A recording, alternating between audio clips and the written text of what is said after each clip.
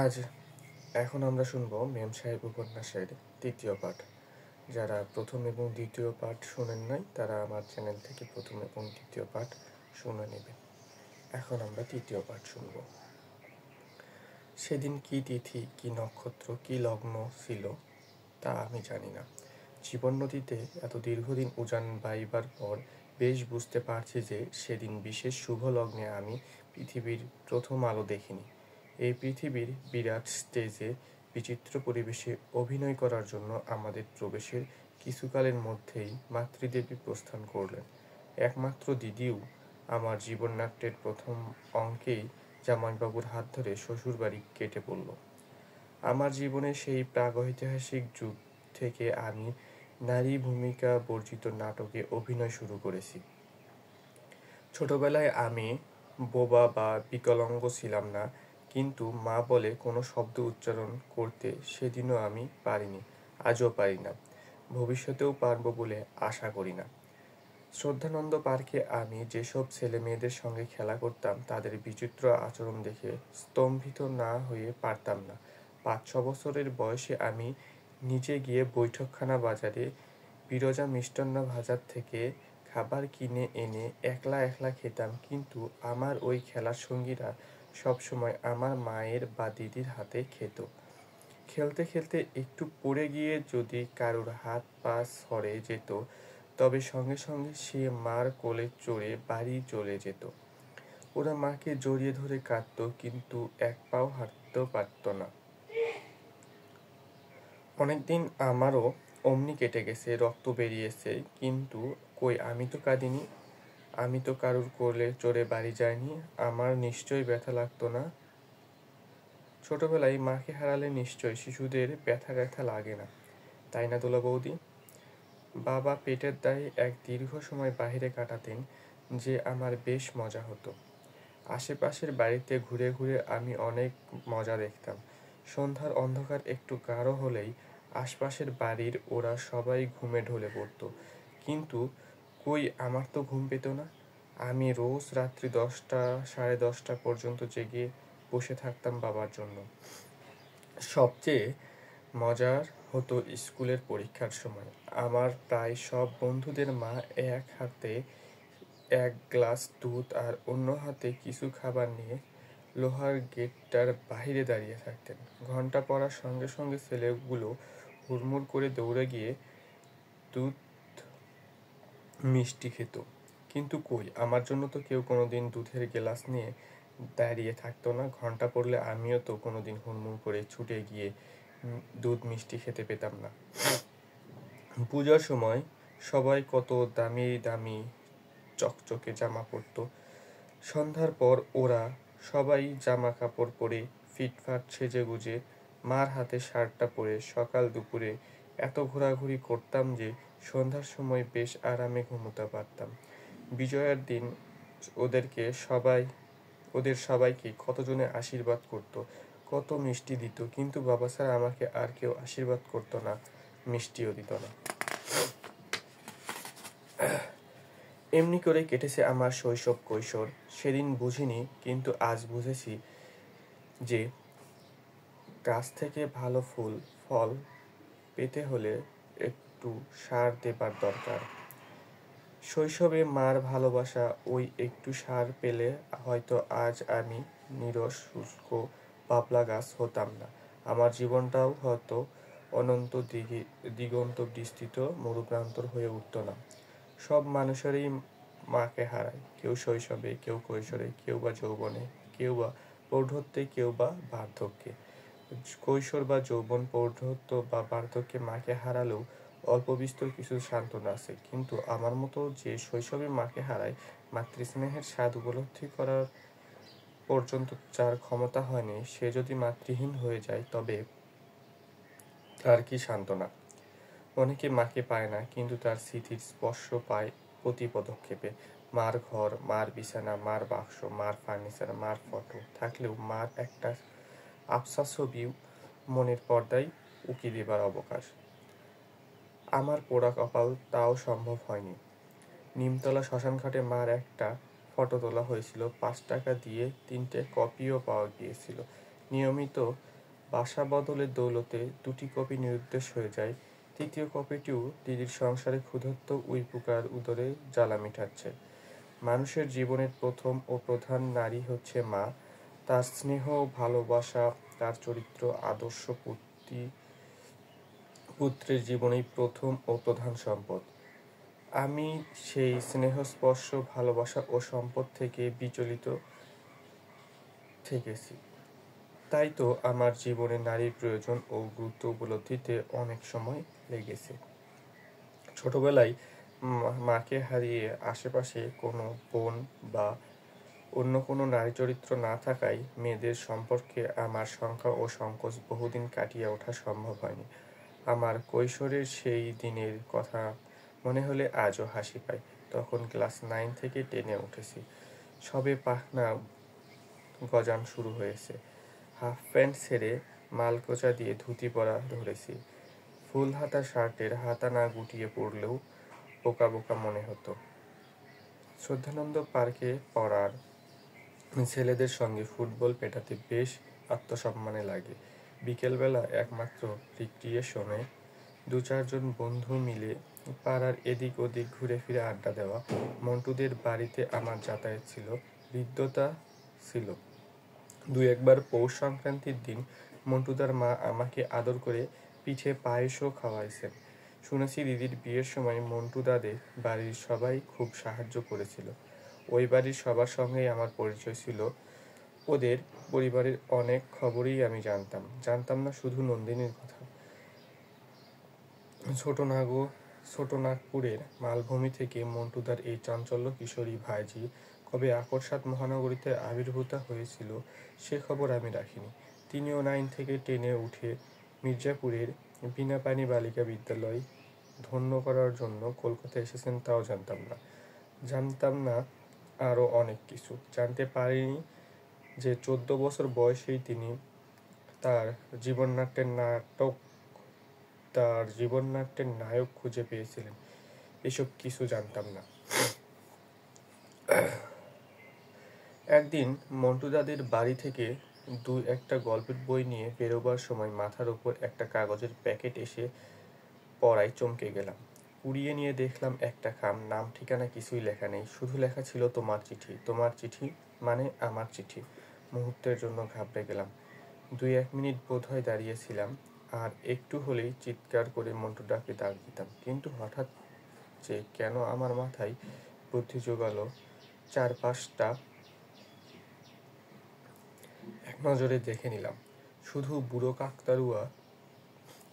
বুড়ো কাকাতুয়া পাখিটা ছাড়া আর কাউকে দেখতে পেলাম না। খামটা নিয়ে একটু নাড়াচাড়া করলাম। উপরের লেখাটা কয়েকবার পড়লাম, তোমার চিঠি। তারপর দৃষ্টিটা তেতলার দিকে ঘুরিয়ে নিতেই কোনার ঘরের জানালার হাসি খুশি ভরা একটা সুন্দরী কিশোরীকে দেখলাম। অনেকদিন আগেকার কথা, সবকিছু মনে নেই, তবে আবছা আবছা মনে পড়ে কি যেন একটা ইশারা করে নন্দিনী লুকিয়েছিল। নারী চরিত্র সম্পর্কে কোনো অভিজ্ঞতা না থাকলেও আমার বুঝতে কষ্ট হয়নি চিঠিটা নন্দিনীরই লেখা। তাই ছুটতে বাসায় এলাম। ঘরের খিল বন্ধ করে চিঠিটা একবার নয় অনেকবার পড়লাম। চিঠির ভাষাটা আজ আর মনে নেই, কিন্তু ভাবটা একটু একটু মনে পড়ে। কিছুটা উচ্ছ্বাস, কিছুটা আবেগ নিয়ে চপলা কিশোরী নন্দিনীর ওই চিঠিতে। চিঠিটি পেয়েও ভালোও লেগেছিল, ভয়ও লেগেছিল। তার চাইতে আরও বেশি লেগেছিল অবাক। ধনীর দুলালির জীবন উৎসবে আমার আমন্ত্রণ। আমার একটা ভাঙা ডিঙ্গি নৌকা চড়ে নন্দিনীর জীবন সাগর পাড়ি দেবে আমি কল্পনাও করতে পারিনি। নন্দিনীর চিঠির উত্তর চেয়েছিল, কিন্তু আমার সাহস হয়নি, উৎসাহও আসেনি, উত্তর দেয়নি। তবুও আবার চিঠি পেয়েছিলাম, ইঙ্গিত পেয়েছিলাম আমি নাকি তার মানুষ রাজ্যের রাজপুত্র। পঙ্খিরাজ ঘোড়ায় চড়ে নন্দিনীকে নিয়ে অভিষিক্ততা করব আমার জীবন সঙ্গিনী রূপে। আরও অনেক স্বপ্ন দেখেছিলাম সে জীবন যার প্রাচুর্যে ভরা, বিলাসিতা যার স্বভাব, তার পক্ষে এমন অহেতুক স্বপ্ন দেখা হয়তো স্বাভাবিক, কিন্তু আমার মতো দৈন্যভরা কিশোরের পক্ষে এমন স্বপ্ন দেখা ছিল অসম্ভব। তাই তো তার সেই আমন্ত্রণ আমি গ্রহণ করতে পারিনি। সে আমন্ত্রণ গ্রহণ করার ক্ষমতা বা সাহস আমার ছিল না। নন্দিনীকে আমি ভালোবাসিনি, কিন্তু প্রাণচঞ্চলা এই কিশোরীকে ভুলব না কোনোদিন। সে আমার জীবনযজ্ঞের উদ্বোধন সঙ্গীত গেয়েছিল। এই কিশোরী আমার জীবন নাট্যমঞ্চে শুধু একটু উঁকি দিয়েই সরে গিয়েছিল। বিশেষ কোনো গুরুত্বপূর্ণ ভূমিকায় অভিনয় করার অবকাশ পায়নি, কিন্তু তবু তার এক অনন্য ভূমিকা রয়ে গেছে আমার কাছে। BA বা MA পাশ করার পর জীবনের বৃহত্তম পটভূমিকায় অতীতের অনেক স্মৃতি হারিয়ে যায়, কিন্তু হারিয়ে যায় না পাঠশালার গুরুমশায়ের স্মৃতি। নন্দিনী আমার তেমন একটি অমূল্য স্মৃতি। সে ভোরের আকাশের একটি তারা। সে তাহার জ্যোতিতে আমি আমার জীবন পথ চলতে পারেনি বা তার প্রয়োজন হয়নি। তা না হোক, তবু সে আমার জীবনে দিগদর্শনে সাহায্য করেছিল। সর্বোপরি সে আমাকে আমার আমিত্ব আবিষ্কারে সাহায্য করেছিল।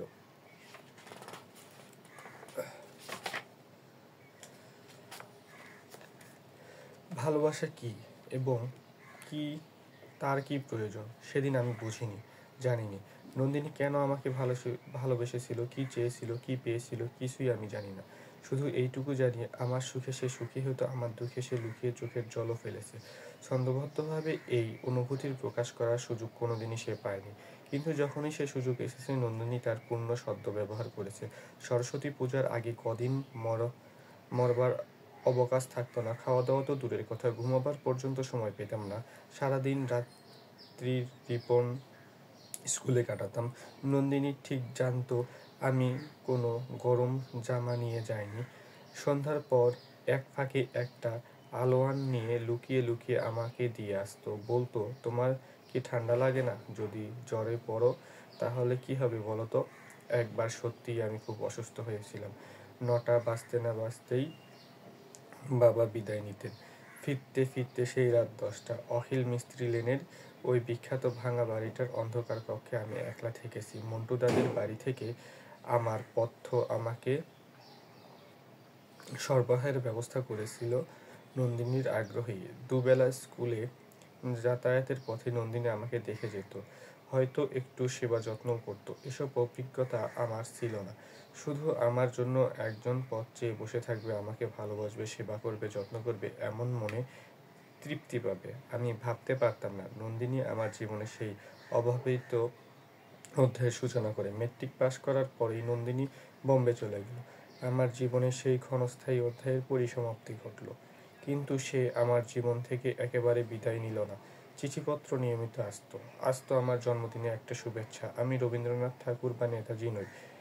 আমার মতো সাধারণ মানুষের জন্মদিনে যে কোনো উৎসব বা অনুষ্ঠান হতে পারে তা আমার কল্পনার বাহিরে ছিল। আমার জন্মদিনে বা ধান দুর্বা দিয়ে আশীর্বাদ করে অফিসে দৌড় দিতেন। সেবারেও এই নিয়মের ব্যতিক্রম হয়নি। বিকেলবেলায় নন্দিনী টিফিনের পয়সা বাঁচিয়ে আমার জন্য সামান্য কিছু উপহার এনে চমকে দিয়েছিল। নন্দিনী আজ অনেক দূরে চলে গেছে, সুখ শান্তিতে স্বামী পুত্র নিয়ে ঘর সংসার করেছে। তার আজ কত কাজ, কত দায়িত্ব, কিন্তু তবুও একটা গ্রিটিংস টেলিগ্রাম পাঠাতে ভোলে না আমার জন্মদিনে। কলকাতা থেকে বিদায় নেওয়ার পর আমার সঙ্গে নন্দিনীর আর দেখা হয়নি। MA পড়ার সময় ওর বিয়ে হলো এক IAS পাত্রের সঙ্গে। নিমন্ত্রণ পত্রের সঙ্গে একটা ব্যক্তিগত অনুরোধ পত্রও এসেছিল, কিন্তু আমার পক্ষে তখন বোম্বে যাওয়াটা আদৌ সম্ভব ছিল না। টিউশনির টাকা আগাম নিয়ে 15 টাকা দামের একটা তাঁতের শাড়ি পাঠিয়েছিলাম। ইতিমধ্যে আমার যুদ্ধে এমন মেতে উঠেছিলাম যে নন্দিনীকে মনে পূর্ণ করার পর্যন্ত ফুসরত পেতাম না। প্রায় বছর 10 পর আমি গ্যাংটক গিয়েছিলাম কি একটা কাজে। 3-4 দিন পরই কলকাতার পথে শিলিগুড়ি ফিরছিলাম। পথে আটকা পড়লাম সেবক ব্রিজের কাছে। কিছুটা ধস নেমে রাস্তা বন্ধ হয়েছিল। কুলি মজুরের দল রাস্তা পরিষ্কারে ব্যস্ত। আমার মতো অনেকেই প্রকৃতির খামখেয়ালিপনায় বিরক্ত হয়ে এদিক ওদিক ঘোরাফেরা করছিল। রাস্তা পরিষ্কার হতে আরও ঘন্টা 2 লাগবে। তাই দীর্ঘ অবসরে অনেকের সঙ্গে আলাপ পরিচয় হলো। কার্শিয়াং এর তরুণ এসডিওর সঙ্গেও বেশ ভাব হয়ে গেল। মাস কয়েক পর আবার কর্তব্যদেশে দার্জিলিং গিয়েছিলাম। পথে কার্শিয়াং পড়বে। মনে মনে ঠিক করেছিলাম এসডিও সাহেবের সঙ্গে দেখা করব। শিলিগুড়ি থেকে কার্শিয়াং এলাম। হঠাৎ অফিসে গিয়ে হাজির হওয়ায় এসডিও সাহেব চমকে গেলেন। পরপর 2 কাপ কফি গিলেই পালাবার উপক্রম করছিলাম, কিন্তু এসডিও সাহেব বলেন, তা কি হয়? আমার কোয়ার্টারে যাবেন, লাঞ্চ খাবেন, তারপর বিকালের দিকে দার্জিলিং যাবেন। আমার কোনো উত্তরে অপেক্ষা না করে এসডিও সাহেব কোয়ার্টারে টেলিফোনে স্ত্রীকে জ্বালালেন, নন্দা, আমার এক বন্ধু এসেছেন কলকাতা থেকে, লাঞ্চে নিয়ে আসছি, তুমি একটু ব্যবস্থা করো। 12:15 নাগাদ এসডিও সাহেব আমাকে তার কোয়ার্টারে নিয়ে গেলেন। ড্রয়িং রুমে আমাকে বসিয়ে রেখে স্নান করবার জন্য বিদায় নিলেন। মিনিট কয়েক পরে আর কেউ নয়, স্বয়ং নন্দিনী কফির কাপ হাতে নিয়ে আমার সামনে হাজির হলো। দুজনেই একসঙ্গে বলছিলাম, তুমি সেদিন কার্শিয়াং পাহাড়ের সমস্ত কুয়াশা ভেদ করে নন্দিনীর চোখে মুখে যে উজ্জ্বলতা, যে আনন্দ ভাব দেখেছিলাম, তা কোনোদিন ভুলব না। এসডিও সাহেবকে বলেছিলাম, আপনি যে মন্টুদাদের বাড়ির জামাই, তা তো জানতাম না। সংক্ষেপে জানালাম ও শ্বশুরবাড়ির সঙ্গে আমার হৃদ্যতার কথা গোপন করিনি। সে তার স্ত্রীর সঙ্গে ছোটবেলায় খেলাধুলা করেছি। এসডিও আমাকে শ্বশুরবাড়ির দূত মনে করে আনন্দ মেটে উঠলেন। লাঞ্চের টেবিলে 1 গ্লাস স্কোয়াশ হাতে নিয়ে আমার হেলথের জন্য প্রপোজ করতে গিয়ে ঘোষণা করলেন, মিস্টার জার্নালিস্ট আজ রাত্রে এক স্পেশাল ডিনারে চিফ গেস্ট হবেন এবং কার্শিয়াং এ রাত্রিবাস করবেন। আমি বলতাম, তা কি হয়? এসডিও সাহেব বললে, ভুলে যাবেন না, আমি অ্যাডমিনিস্ট্রেশনে চালাই, তা নয়, বিচারও করি। আমি কার্শিয়াংয়ের চিফ জাস্টিস কাম প্রাইম মিনিস্টার। নন্দিনী বলল, এতদিন পর যখন দেখা হলো, একটা দিন থাকলে কি তোমার খুব বেশি ক্ষতি বা কষ্ট হবে? সত্যি খুব আনন্দ করে সেই দিনটি কাটিয়েছিলাম। নন্দিনী ঠিক এতটা আদর যত্ন করবে ভাবতে পারিনি। কর্মজীবনের পাকচক্রে আমি ছিটকে পড়েছিলাম বহু দূরে। নন্দিনীর সঙ্গে আমার আর দেখা হয়নি। ভবিষ্যতে কোনোদিন দেখা হবে কিনা তাও জানি না, তবে ভুলব না আর তার স্মৃতি। জানো দুলা বৌদি, আমি কার্শিয়াং ত্যাগের আগে নন্দিনী বলেছিল একটা অনুরোধ করব। আমি বলেছিলাম, তার জন্য কি অনুমতির প্রয়োজন? তা নয়, তবে বলো, আমার অনুরোধটা রাখবে। বিদায় নেবার প্রাক্কালে মনটা নরম হয়েছিল, কোনো কিছু তর্ক করার প্রবৃত্তি ছিল না। বললাম, নিশ্চয়ই রাখবো। তোমার পুত্রবধূর নাম রেখো নন্দিতা, রাখবে তো? আমি স্তম্ভিত হয়েছিলাম ওই বিচিত্র অনুরোধের জন্য। ঠোঁটটা কামড়াতে কামড়াতে কথা বলতে পারিনি, শুধু মাথা নেড়েছিলাম সম্মতি জানি। এই চিঠিটা আর দীর্ঘ করব না। তাছাড়া তুমি তো আমার চিঠি একবার পড়ে ক্লান্ত হও না। আর যাই করো, আমার এসব চিঠি তুমি কলেজে নিয়ে ক্লাসে বসে পড়ো না। 3-4 দিনের জন্য এলাহাবাদে যাচ্ছি, ফিরে এসে আবার চিঠি দেব। আজকের মতো 3য় পাঠ শেষ, আবার 4র্থ পাঠ আসবে শীঘ্রই।